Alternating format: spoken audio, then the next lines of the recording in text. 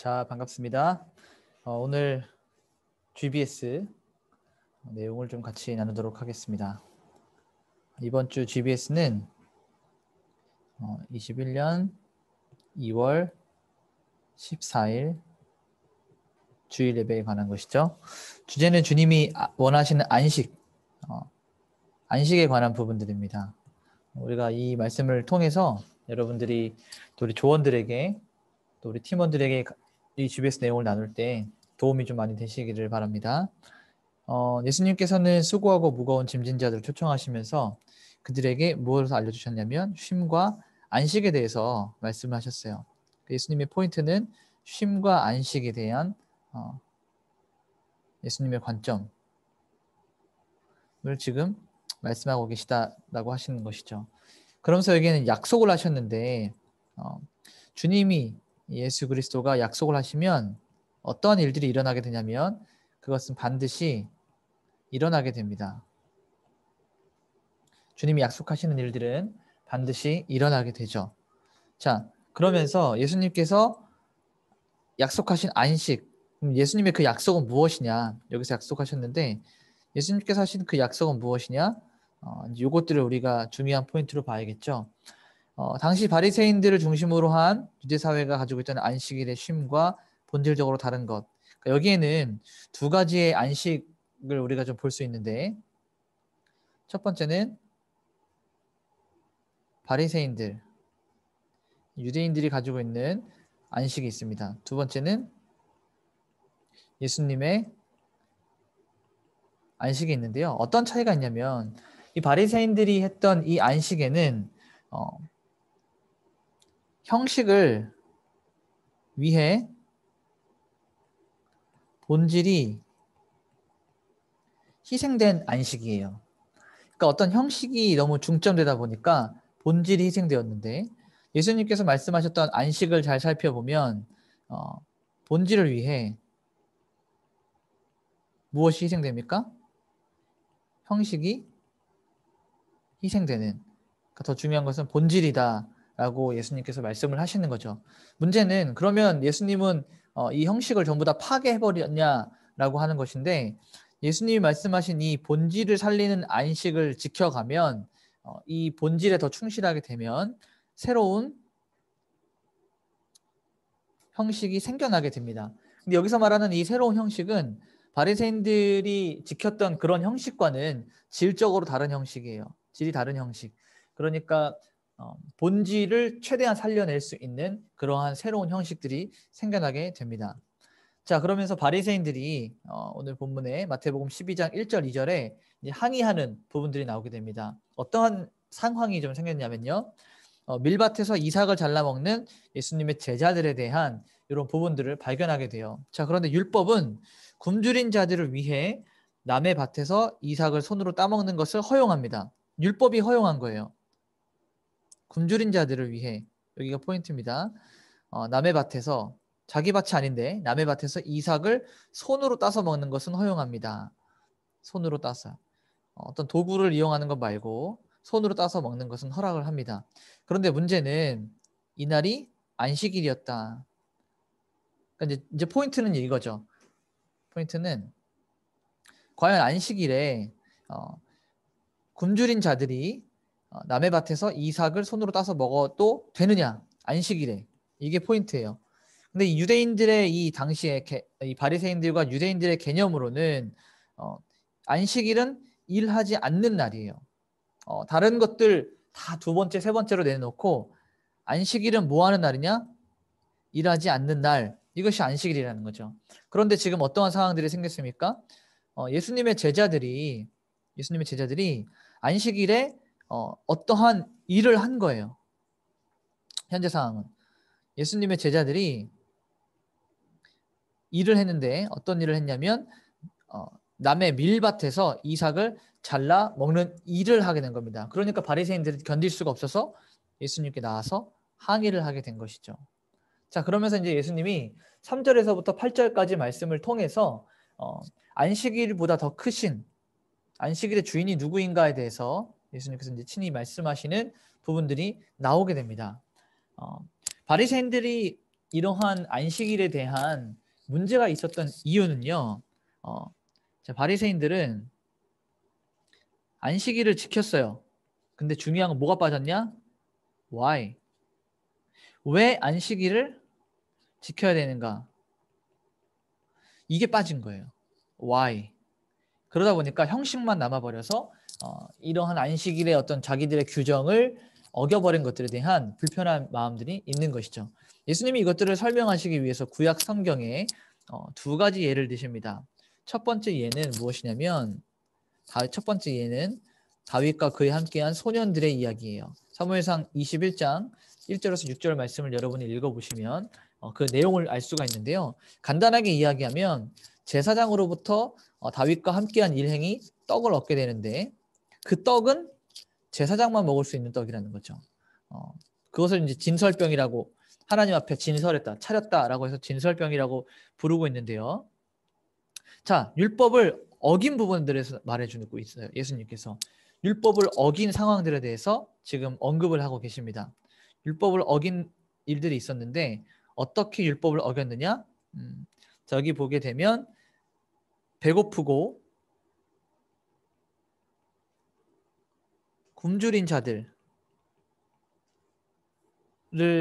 대할 때 율법이 실제로 지켜지지 않은 부분들에서 언급을 했고요.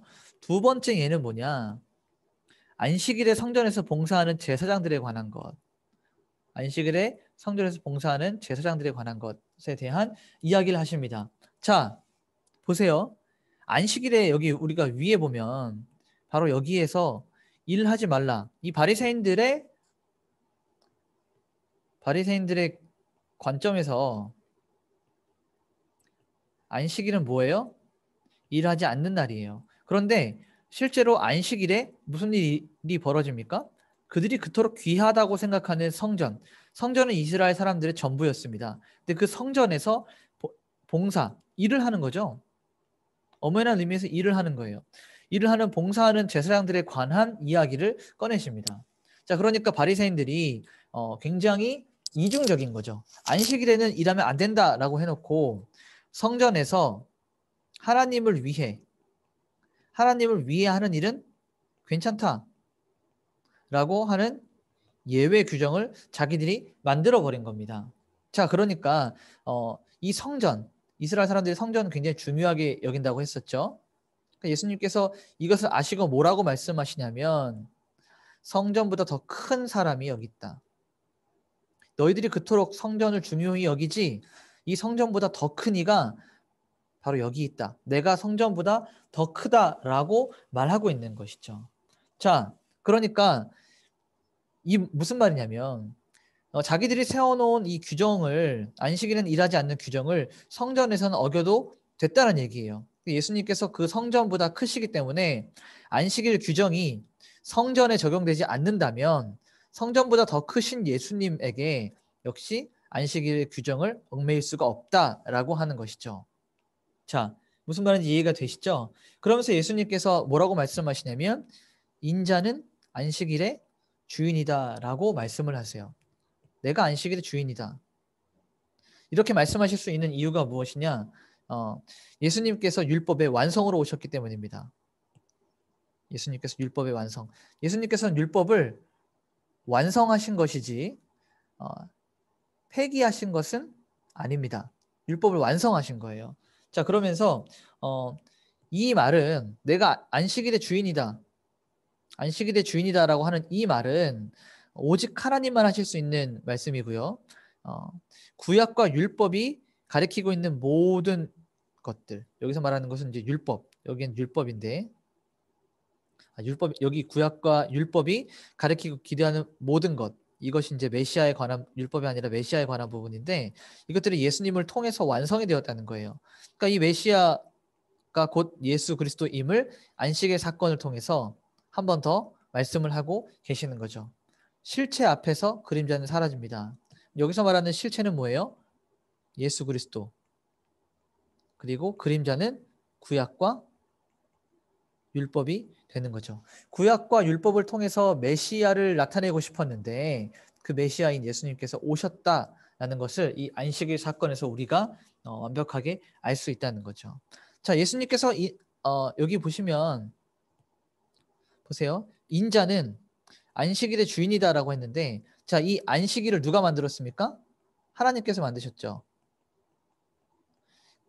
야, 예수님은 하나님의 권위를 가지고 이 땅에 오셨대요. 예수가 곧 하나님이시잖아요. 그러니까 이 안식일을 만드신 분이 안식일의 정신에 대해서 가장 잘 아신다. 따라서 자신이 안식일의 주인이다라고 말하는 것은 전혀 어불성설이 아니라 참으로 마땅한 일이라는 사실이죠. 자, 그러면서 우리가 이제 세 번째 꼭지인 안식일과 율법의 참뜻에 대해서 이제 우리가 마무리를 하게 되는데요. 예수님께서 율법의 완성으로 오셨다. 이것이 굉장히 중요합니다. 우리가 지금 마태복음을 보고 있지만 여러분 갈라디아서를 보게 되면 바울이 어떻게 이야기하냐면요. 이웃을 사랑하는 자는 율법을 다 이루었다 라고 말하고 있어요. 그러니까 모든 이웃 사랑 안에 모든 율법이 다 들어가 있는 거예요. 바울은 지금 그렇게 이야기하고 있거든요. 그러니까 예수님께서 율법의 완성으로 오셨다는 이 말을 보게 되면 하나님의 자비와 사랑 이것에 이미 충실하시고 예수님의 성품과 예수님의 어떤 뭐라고 할까, 예수님 안에 들어있는 자비와 사랑이 율법 안에서 온전하게 실현이 되었다라고 할 수 있는 것이죠. 자, 여러분 성경에 나오는 율법을 다 정리하면 어떻게 두 가지로 말할 수가 있죠. 자, 보세요. 율법을 하나님 사랑과 무엇이 있어요? 제가 이제 한자로 인이 이제 사람인인데 이웃 사랑, 하나님 사랑과 이웃 사랑을 율법으로 볼 수 있습니다. 그렇죠? 크게. 그런데 공통되는 단어가 뭐예요? 사랑과 사랑이에요. 하나님 사랑과 이웃 사랑이에요. 그럼 결국 율법의 공통점 무엇이냐? 사랑하기 위해서 만든 것이라는 거죠. 자, 하나님도 사랑하고 이웃을 사랑하게 하는. 그러니까 이 율법은 다시 말하면 사람으로서 하나님 앞에 어떻게 살 것인가? How?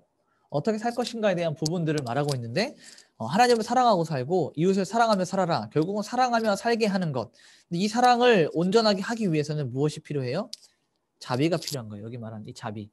자비가 반드시 필요합니다. 자, 그래서 하나님은 자비를 원하고 제사를 원치 않으신다라고 말씀을 하시죠. 제사를 싫어한다. 하나님은 예배를 싫어하신다. 이 말이 아니라 제사를 드리기 위해서 어떠한 마음으로 있어야 되는가. 우리가 예배하기 이전에 하나님 앞에 나아가기 이전에 어떠한 모습으로 살아가야 되는가. 진정으로 하나님이 원하시는 모습은 자비로운 삶, 자비롭고 사랑이 넘치는 삶을 하나님은 원하신다는 거죠. 그런데 이 바리새인은 율법을 가리키고 있는 자비를 놓친 채 율법에만 머물러 있었다는 얘기예요. 결국은 종교 활동을 하게 된 거죠.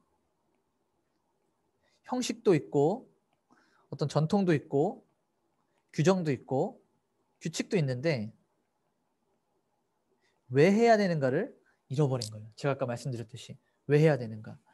율법은 결국은 사실은 사람을 살리는 건데 이 바리새인들에게는 사람을 죽이는 도구가 되어버렸습니다. 자, 그래서 우리가 예수님을 온전하게 예수님 안에 거한다면 이 안식일에 대한 개념도 안식일 우리가 다시 말하면 쉼으로 볼 수 있죠. 다시금 생각해 볼 수가 있는 거예요. 그 사랑 안에서 안식할 수 있다라고 이제 오늘 말씀 요약에 나와 있는데 이 안식을 우리에게 어떻게 적용할 수 있습니까? 여러분의 참된 사랑과 참된 자비를 회복하는 거예요. 단순히 우리가 안식일에 몸과 어떤 육체적인 부분들만 쉬는 것이 아니라 여러분 안에 결여되어 있는 여러분 안에 부족한 이웃을 사랑하는 마음, 하나님을 사랑하는 마음, 그리고 이웃을 향한 자비가 실제로 회복이 돼야 되는 거예요. 이 안식일을 통해서. 그 결론은 자비를 근거로 하는 삶을 살라. 여러분의 삶에 자비가 더 곁들여지는 삶을 살도록 예수님께서는 이 안식일 사건을 통해서 말씀을 해주고 계십니다. 중요한 부분인데요. 성경을 많이 읽는 것도 중요하지만 중요한 것은 어떻게 읽느냐 하는 것입니다. 자, 성경을 많이 읽는 것도 굉장히 중요하죠. 그런데 더 중요한 것, 어떻게 읽느냐. 네. 그러니까 여러분 막 무조건 읽어야 되는 것이 아니라 이 성경에서 무슨 말을 하고 있는가. 어떻게 보면 많이 읽는 것은 바리새인들의 삶이었다면 어떻게 읽느냐는 예수님께서 우리에게 알려주신 그런 부분일 수도 있겠죠. 하나님의 자비와 사랑을 기초로 성경을 읽지 않으면 어떠한 일이 벌어집니까? 차가운 율법주의자가 될 수밖에 없다. 그러니까 여러분이 차가운 율법주의자가 되면 어떻게 됩니까? 정죄하게 되죠. 말씀이 이렇게 되는데 너는 왜 그렇게 하지 않았니? 너 왜 이거 성경에서 교회에서 이렇게 가르치는데 너는 왜 그렇게 하지 않니? 넌 잘못됐어 라고 우리가 이렇게 지적하게 되는 거죠. 그래서 자비와 사랑이 여러분에게 반드시 필요합니다. 이게 핵심 포인트예요. 자비와 사랑이 본질이다. 자, 마지막으로 자비와 사랑이 본질이 되면 어떠한 일들이 생기게 되냐? 건강한 형식이 생겨납니다. 여러분 그 마지막 하나 예를 들어볼게요. 이 부분에 대해서 사랑하는 사람을 만나러 갈 때 여러분 마음이 있게 되면 데이트를 하러 갈 때 옷도 잘 차려입게 되잖아요. 내가 원치 않는 마음에도 없는 사람을 만났는데 겉으로 채워지는 이 옷 그리고 화장 그리고 어떤 꾸밈을 잘했다고 해서 마음이 생겨나는 게 아니죠. 그를 사랑하는 마음이 생겨나면 자연적으로 옷도 잘 차려입게 되고 꾸미게 되고 어떤 형식이 생기게 되는 겁니다. 그래서 주님은 우리에게 너 형식 다 버려. 너 전통 다 버려. 그냥 사랑만 있으면 돼. 이렇게 말씀하시는 것이 아니라 자비와 사랑이 본질이 된 건강한 마음이 건강한 중심이 생겨나면 그 건강한 중심으로 인한 건강한 형식이 생겨나게 될 거야. 우리 예배도 마찬가지죠. 그래서 여러분이 이 GBS를 나누실 때 주님이 원하시는 진짜 안식, 자비와 사랑이 곁들여진 쉼, 회복이 일어나게 하기를 또 잘 가르쳐 주시고 나눠주시면 될 것 같습니다. 감사합니다.